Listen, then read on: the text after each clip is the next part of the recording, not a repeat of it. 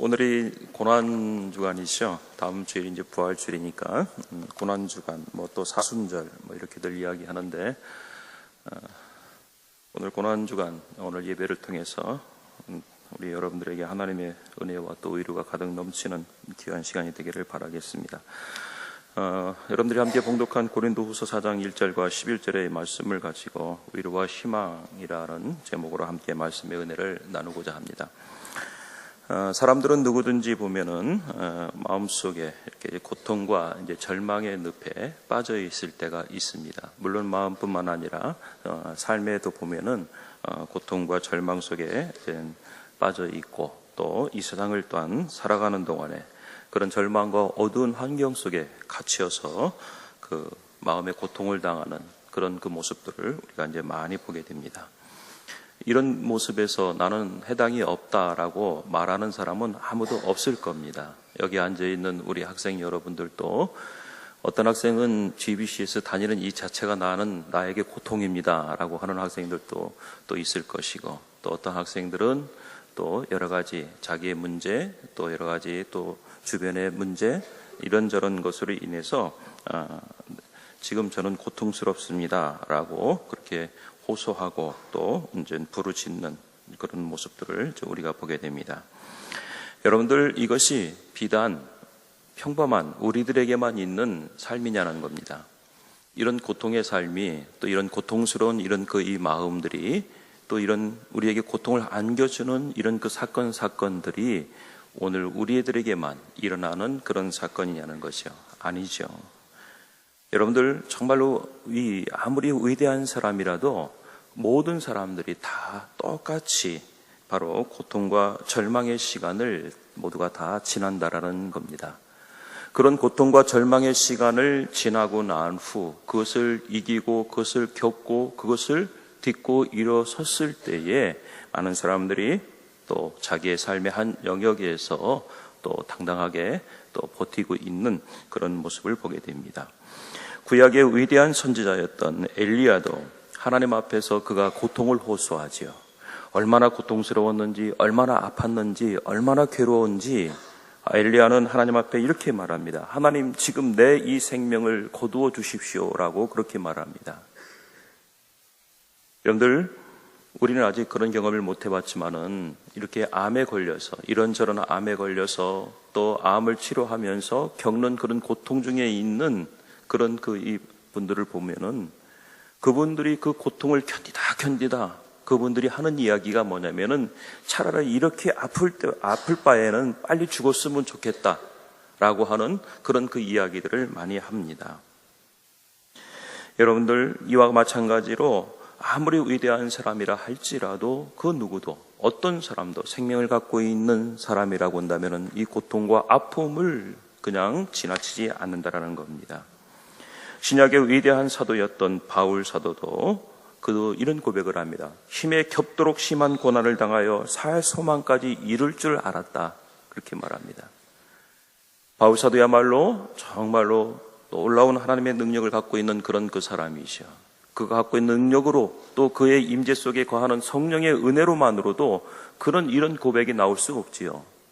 그런데도 불구하고 이 사도 바울조차도 고백하는 것은 바로 뭐냐면은 힘에 겹도록 심한 고난을 당하여 살 소망까지 이룰 줄 알았다, 이렇게 고백하고 있습니다. 그러나 여러분들, 이런 고통과 이런 삶만 우리의 삶이냐는 거예요. 아니죠. 그렇다고 한다면 우리가 어떻게 삶의 희망을 갖겠습니까? 이런 고통과 이런 아픔과 이런 좌절이 있지만은, 그러나 그런 속에 있는 우리를 하나님은 그냥 버려두지 않는다라는 겁니다. 하나님은 그냥 우리를 외면하지 않는다라는 겁니다. 하나님은 우리를 모른 척하지 아니하고 우리를 간섭하지 아니하시는 분이 아니라는 겁니다. 하나님과 예수님과 성령님을 통해서 저와 오늘 우리 여러분들의 삶의 고통과 아픔을 겪고 있는 모든 성도들을, 모든 하나님의 자녀들을 위로하며 그들에게 희망을 주기를 원하신다라는 거예요. 하나님은 또한 이런 고통과 아픔과 절망을 통해서 우리에게 바로 이런 희망이라는 선물을 안겨주시는 바로 그런 하나님의 놀라운 역사를 보게 됩니다. 우리가 이 세상에 살면 다른 사람이 우리를 의뢰해 주지 않는다 하더라도 바로 하나님께서 저와 오늘 우리 여러분들을 의뢰해 줄 뿐만 아니라, 그리고 다른 사람이 나를 알아주지 않고 나를 의뢰해 주지 않는다 하더라도 우리 여러분들 자신이 여러분들을 위로하며 살아갈 수 있는 그런 우리 믿음의 사람들, 하나님의 자녀들이 되기를 주의 이름으로 간절히 축복합니다. 우리나라의 한 대형 서점에서 책과 함께 꽃을 배달하는 서비스를 이제 시작을 했는데, 주문하는 사람의 23%가 다른 사람에게가 아니라 자기 자신에게 꽃을 선물하는 이제 그런 통계가 있다고 한답니다. 23%면은 4명 중에 한 사람이 타인이 아니라 자기에게 그 꽃을 선물하는, 꽃을 배달하는 이제 그런 이 경우가 있다고 한답니다. 아무도 자기에게 꽃을 선물해 주지 않으니까 자기가 그 책방에 가서, 서점에 가서 자기 이름으로 자기에게 그 꽃을 이제 배달하는, 그리고 그 꽃에다가, 그 카드를 동봉하는데 그 카드에다가 적는 대부분의 단어는 바로 뭐냐면은 용기를 내라, 파이팅이라는 단어가 주 단어라고 합니다. 사랑하는 여러분들, 오늘 우리 여러분들이 고통을 당하고 있습니까? 오늘 우리 여러분들이 아픔을 겪고 있습니까? 오늘 우리 여러분들이 뭔가에 의해서 절망에 지금 빠져 있습니까? 그렇다고 한다면 누가 나를 위로해 주기를 바라기 전에 내가 먼저 나를 위로하며, 또한 하나님의 귀한 말씀과 하나님의 은혜로 여러분들이 위로를 받고 힘을 얻어 그 고통과 아픔의 자리에서 일어설 수 있는 그런 우리 여러분들 되기를 간절히 축원합니다. 여러분들, 오늘 그렇다고 한다면 오늘 우리가 이런 고통과 아픔의 자리에서 우리가 일어서기 위해서 우리가 어떤 모습이 되어야 되겠냐는 거예요. 그 먼저가 바로 우리의 부정적인 생각을 버려야 된다는 겁니다. 부정적인 생각을 버리자라는 겁니다. 생각이 부정적이면은 꿈과 믿음도 다 물거품이 될 수밖에 없습니다. 우리의 생각이 부정적이면은 우리의 말도 부정적이게 되어지고, 우리의 행동도 부정적이게 되어지고, 우리의 믿음도 부정적이게 되어지고, 우리의 꿈도 잃어버리게 되어지는 바로 그런 안타까운 모습을 보게 됩니다. 그 사실을 오늘 우리가 알고 있는 성경에서, 그 많은 사건 중에서 광야에서 이스라엘 백성들이 겪었던 그 사건을 통해서 하나님은 우리에게 그것을 교훈하고 계시다라는 겁니다. 광야 생활 가운데 있던 이스라엘 백성들이 가장 나쁜 것이 어떤 모습이었냐면요, 부정적이었던 그런 모습이었습니다. 아무리 좋은 것이 있고, 아무리 하나님의 은혜를 입고, 아무리 그들이 하나님의 능력과 하나님의 인도하심을 통해서 정말 하나님의 선한 길로 인도함에도 불구하고 그들은 늘 부정적이었어요. 늘 그들은 불평이었습니다. 늘 그들은 불만이었었어요. 늘 그들 삶 속에는 원망의 밧줄로 그들 스스로를 꽁꽁 동여 매놓고 얼어있는 바로 그런 안타까운 모습을 보여주고 있습니다. 민수기 14장 2절부터 3절에 보면은 이스라엘 자손이 다 모세와 아론을 원망하며 온 회중이 그들에게 이르되, 우리가 애굽 땅에서 죽었거나 이 광야에서 죽었으면 좋았을 것을 어찌하여 하나님께서 우리를 그 땅으로 인도하여 칼에 쓰러지게 하려 하는가? 우리 처자가 사로잡히리니 애굽으로 돌아가는 것이 낫지 아니하랴. 그렇게 말합니다. 그리고 또 민수기 14장 26절에 보면은 이 이스라엘 백성들은 또 이렇게 말합니다. 하나님께서 모세와 아론에게 말씀하여 이르시되, 나를 원망하는 이 악한 회중에게 내가 어느 때까지 참으랴? 이스라엘 자손이 나를 향하여 원망하는 바 그 원망하는 말을 내가 들었노라. 그들에게 이르기를, 하나님의 말씀에 내 삶을 들고 맹세하노라. 너희 말이 내게 들린 대로 내가 너에게 행하리니 너희 시체가 이 광야에 엎드려질 것이라. 너희 중에서 20세 이상으로 계수된 자 곧 나를 원망한 자 전부가 여분네의 아들 갈렙과 눈의 아들 여호수아 외에는 내가 맹세하여 너에게 살게 하리라. 한 땅에 결탄코 들어가지 못하리라라고 하나님께서 원망하는 이스라엘 백성을 향하여 선포하시는 말씀을 보게 됩니다. 부정적인 사람들에 대해서는 하나님의 태도는 단호하십니다. 원망하고 불평하는 사람들의 태도에 대해서는 하나님은 분명하게 메시지를 전해주고 계십니다.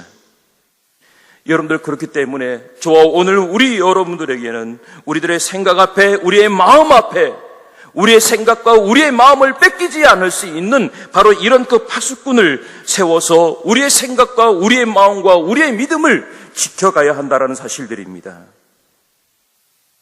그러한 우리 여러분들 스스로가 격려하면서 스스로가 여러분들 자신을 칭찬하면서 스스로가 여러분들 자신을 대견스러워하면서 그런 원망과 불평을 이겨가면서 나갈 수 있는 우리 여러분들이 되기를 주의 이름으로 간절히 축복합니다.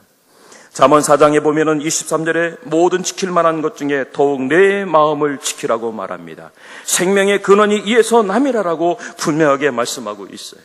우리의 마음을 지키라고 말합니다. 우리의 마음을 뺏기지 않도록, 우리의 생각을 뺏기지 않도록, 우리의 믿음을 뺏기지 않도록,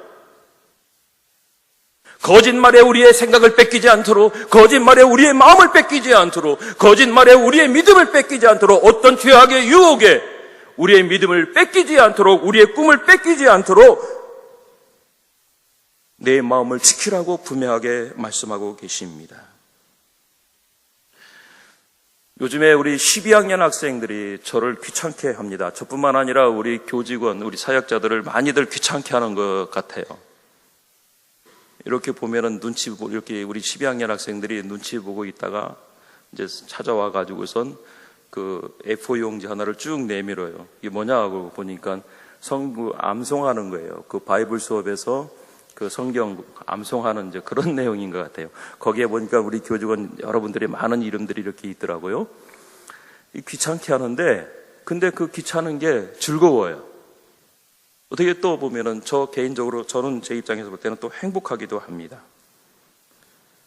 그거를 보면서 어떤 생각이 드냐면은 옛날에 저희들 중고등학교 다닐 때에 수양에 수련회 할 때에 그 밥을 먹으려면은 줄을 쭉 서가지고선 그날 주어지는 이 성경 구절, 성구를 암송하지 않으면 밥을 못 먹게 하는.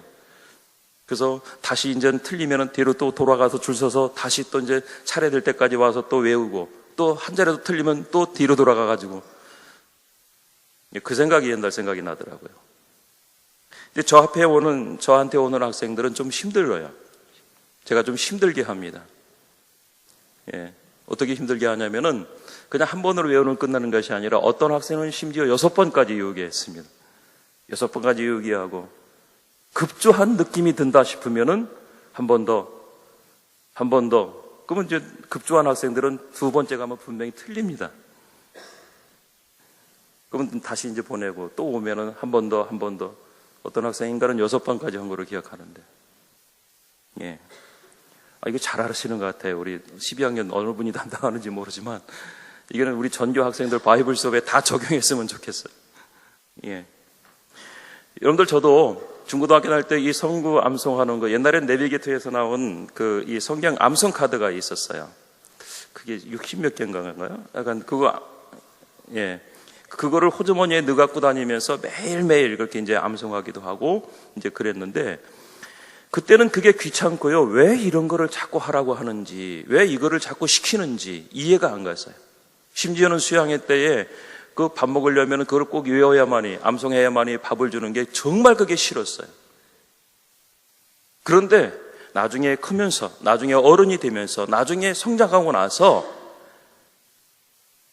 살아가다 보니까 그 청소년 시절에 외웠던 하나님의 말씀이 위기 때에, 힘들 때에, 내가 고난을 당할 때에, 내가 슬픔에 젖어 있을 때에, 내가 아파할 때에 그 말씀이 나를 위로하며 그 말씀이 나에게 힘이 되어지고 그 말씀이 내게 능력이 되어지더라는 거예요.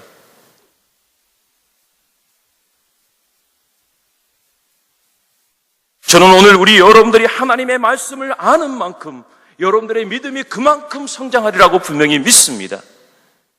여러분들, 오늘 하나님의 말씀을 통하여서 나의 마음을 지키는 것, 하나님의 말씀을 통하여서 내 생각을 지키는 것, 다른 사람의 생각이 아니라 다른 사람의 어떤 그 마음을 통해서가 아니라 하나님의 말씀에 의해서 내 생각과 내 마음을 지킨다고 한다면 오늘 우리 여러분들은 어떤 고난과 어떤 절망과 어떤 아픔 속에서도, 어떠한 정말로 열악한 환경 속에서도 오늘 우리 여러분들은 능히 이기고 남음이 있는, 그래서 오늘 우리 여러분들은 정말로 많은 사람들에게 희망을 주고 위로를 주는 그런 하나님의 귀한 자녀들이 되리라 분명히 믿습니다. 여러분들, 우리가 성경을 외우고 하나님의 말씀을 우리가 가까이 하고 그 말씀을 주야로 묵상한다고 한다면 그 말씀이 오늘 우리 여러분들의 삶의 능력이고 힘이 되어진다는 사실을 드립니다. 또 그 모습이 여러분들 자신을 칭찬하는 모습이다라는 거예요. 저는 우리 학생 모든 여러분들이, 아니 우리 모든 우리 성도들이 정말로 하나님의 말씀을 통하여 여러분들 스스로가 격려하고 위로하며 여러분들 스스로가 힘을 얻을 수 있는 하나님의 귀한 자녀들 되기를 축복합니다. 빌립보서 4장 6절에 보면은 아무것도 염려하지 말고 다만 모든 일에 기도와 간구로 너의 구할 것을 감사함으로 하나님께 아뢰라. 그리하면 모든 지각에 뛰어난 하나님의 평강이 그리스도 예수 안에서 너의 마음과 생각을 지키시리라라고 말씀하고 있습니다. 예, 그리스도 예수 안에서 너희 마음과 생각을 지키라는 거예요. 여러분들의 생각과 여러분들의 마음을 다른 사람들에게 빼앗기지 마십시오. 여러분들의 믿음을 다른 곳에 빼앗기지 마십시오. 그래서 여러분들 스스로가 혼란에 빠지지 마세요. 여러분들의 생각과 마음을 하나님의 말씀을 통하여 굳건히 지킴으로 말미암아 여러분들이 바라보고 여러분들이 걸어가야 될 그 표대를 향하여 주저없이 갈 수 있는 우리 여러분들이 되기를 주의 이름으로 축복합니다. 여러분들이요, 부정적인 생각들, 부정적인 이런 이 마음들이 우리들 자신을 부패하게 만든다라는 거예요. 그렇기 때문에 저와 오늘 우리 여러분들에는 이런 원망과 불평과 원망의 마음들이 생기지 않도록 하나님의 말씀을 통하여 우리들 자신을 정화해 갈 수 있는 그런 여러분들이 되기를 축복합니다. 여러분들, 우리가 서로 위로해야 됩니다. 서로 격려해야 됩니다. 우리 학교에는 정말 좋은 제도 스쿨 패밀리도 있지 않습니까? 또 같이 이곳에서 먹고 자고 뒹굴다 보니 가족 이상인 거예요. 저도요, 가만히 생각해 보니까 우리 자녀들, 제 자녀들한테 이렇게 어떤 돈을 쓰는 것보다 우리 학생들한테, 여기 있는 학생들한테 돈을 쓰는 게 더 많은 것 같아요. 그 어떤 때는 좀 미안한 생각이 들 때도 있어요.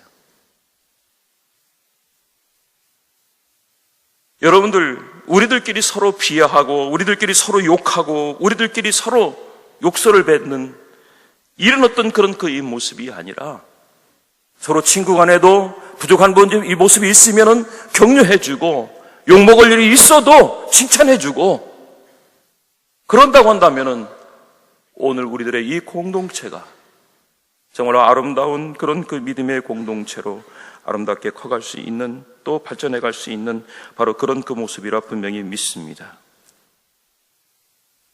여러분들, 저는 우리의 이 GBCS 이 공동체를 통해서 사랑하는 우리 여러분들이 절망과 아픔과 고통에서 희망을 얻을 수 있는 그런 우리 사랑하는 믿음의 귀한 가족들 다 되시길 바라겠습니다.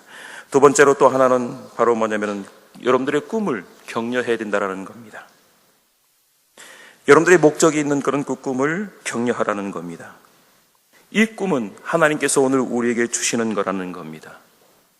하나님께서 주시는 꿈을 받기 위해서 지금도 꿈나라를 헤매고 있는 많은 학생들의 모습을 보게 되는데, 제발 오늘 예배 통해서 이 꿈나라를 통해서 하나님의 꿈을 찾고 또 꿈을 보았으면 좋겠어요. 자, 여러분들, 하나님께서 오늘 우리가 고난 가운데 있을 때에 우리에게 꿈을 주심으로 우리를 위로하고 격려하신다라는 겁니다. 고난이 있는데, 고난만 있다고 한다면은, 절망만 있다고 한다면은 정말 죽고 싶을 거예요. 아니, 그 고난과 절망의 자리에서 헤어날 수가 없을 거예요. 그런데 그 고난과 절망 속에 우리에게 꿈이라고는 꽃이 피어난다라는 사실들입니다. 얼어붙은 동토의 땅에서 정말로 아름다운 꽃 한 송이가 피어나듯이 절망과 아픔의 고통의 그 상황 속에서 오늘 이 꿈이라고 하는 꽃이 아름답게 피어난다라는 거예요. 이 꿈은 하나님께서 저와 오늘 우리 여러분들에게 주시는 꿈이라는 거예요. 여러분들이 우리 GBCS를 다니면서 힘들다, 어렵다, 왜 우리 부모님이 나를 여기에 보내셔서 내가 이런 고통과 이런 정말로 어려운 생활을 해야 되는가? 어떤 학생은 그러더라고요. 왜 우리 부모님이 내 인생을 이렇게 간섭하셔서 나를 이렇게 어려운 곳에 보냈는지 모르겠다고. 예, 여러분들, 그렇지만은 이곳에서 여러분들의 꿈은 자라고 있다는 겁니다. 이곳을 통해서, 이 GBCS를 통해서 하나님은 우리 여러분들에게 꿈을 주시고 또한 그 꿈을 키워가기를 원하시고, 그리고 그 꿈의 열매를 통하여서 하나님께서 여러분들을 통해서 계획하신 모든 일들을 온전히 이루시기를 원하신다라는 거예요.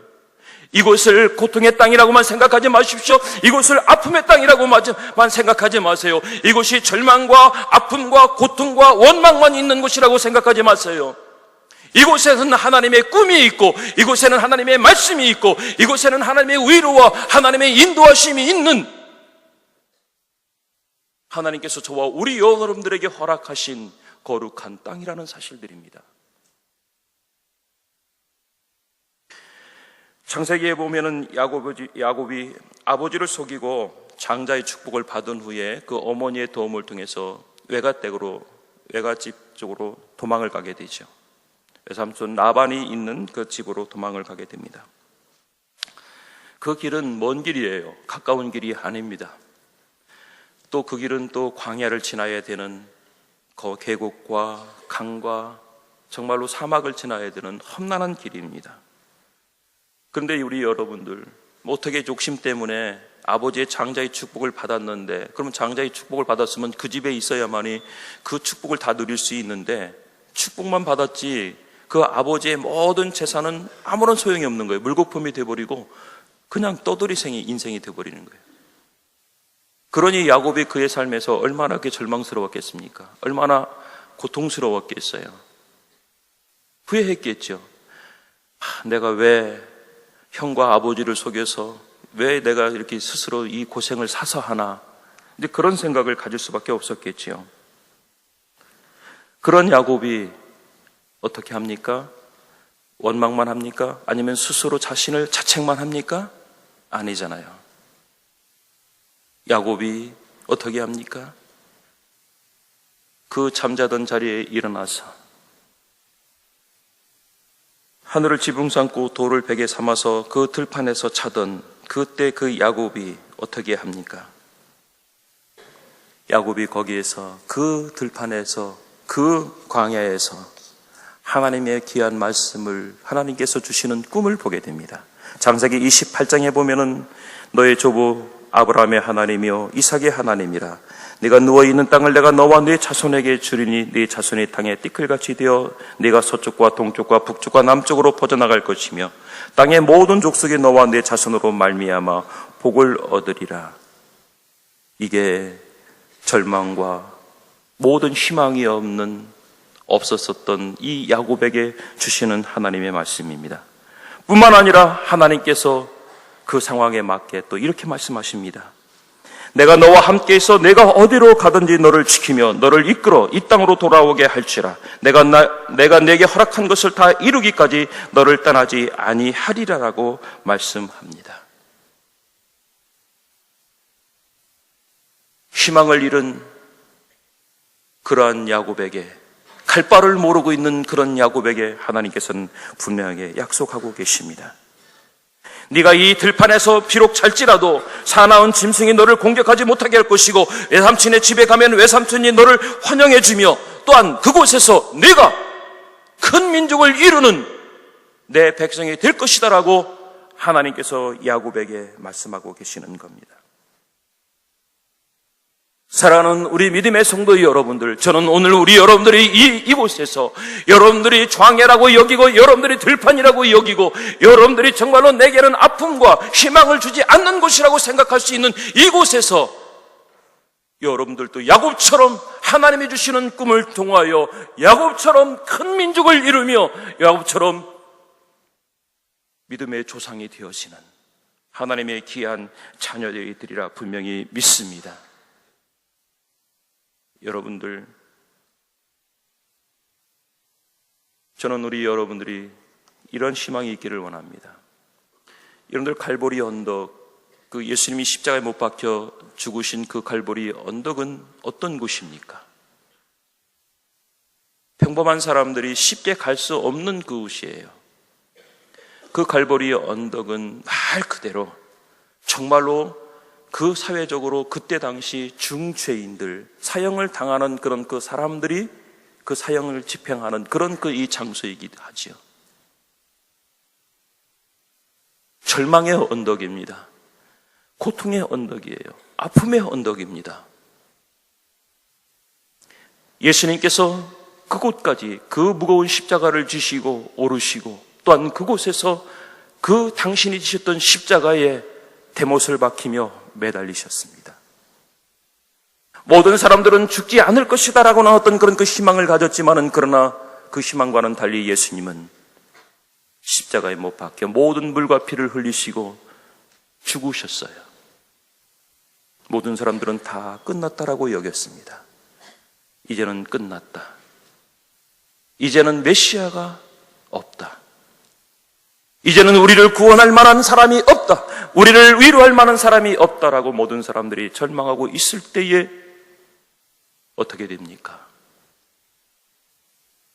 3일 만에 다시 부활하십니다. 3일 만에 부활하시고 절망했던 제자들과 성도들에게 오셔서 그들에게 부활의 소망을 안겨주십니다. 우리가 연약했을 때에, 우리가 죄인 되었을 때에, 우리가 정말로 부족했을 때에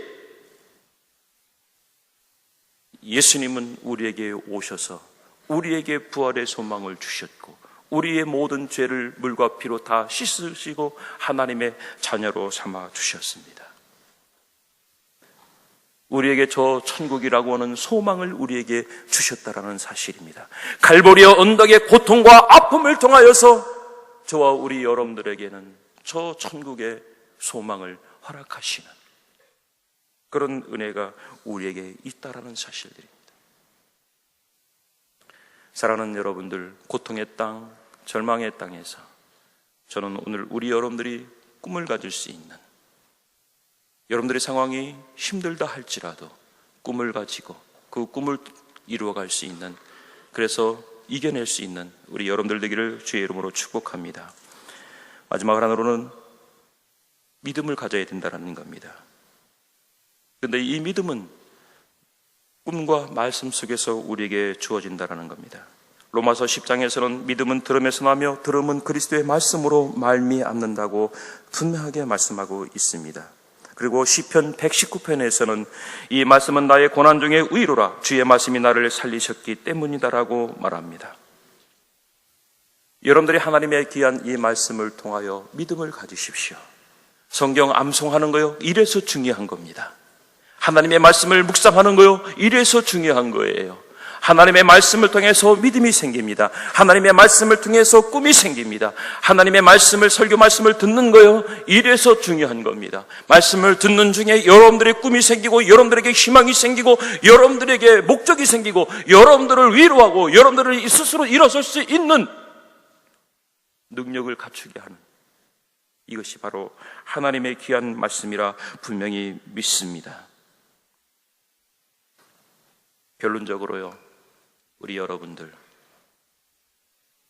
이스라엘 백성들이 홍해 바다를 건너서 수르 광야에 이르렀을 때에 그들이 허겁지겁 목이 말라서 물을 먹게 되죠. 우물을 발견하고 물을 먹게 됩니다. 그런데 그 물이 허겁지겁 먹다 보니까 그 물이 너무나 짠 거예요. 너무 짜다 보니까 그 물이 써요. 짜면은 농도가, 이 짠 물이 이렇게 좀 농도가 세면은 쓰죠. 원망하는 이스라엘 백성들을 보고 모세가 하나님을 향합니다. 그리고 하나님께서 말씀하신 대로 우물 곁에 있는 가지 하나를 주셔서 우물에 던집니다. 어떻게 됩니까?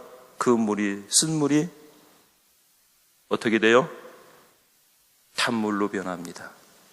여러분들, 고난과 고통과 아픔 속에 있다고 한다면 오늘 여러분들이 하나님의 말씀을 통하여 여러분들의 인생을 탄물로 바꿔갈 수 있는, 그래서 여러분들의 인생에 이런 고통이 있다 하더라도 그 고통이 고통인 줄 모르고 지나고, 원망과 불평의 거리가 있다 하더라도 감사와 기쁨의 모습으로 지날 수 있는 사랑하는 우리 여러분 모두가 되시기를 주의 이름으로 간절히 축복합니다.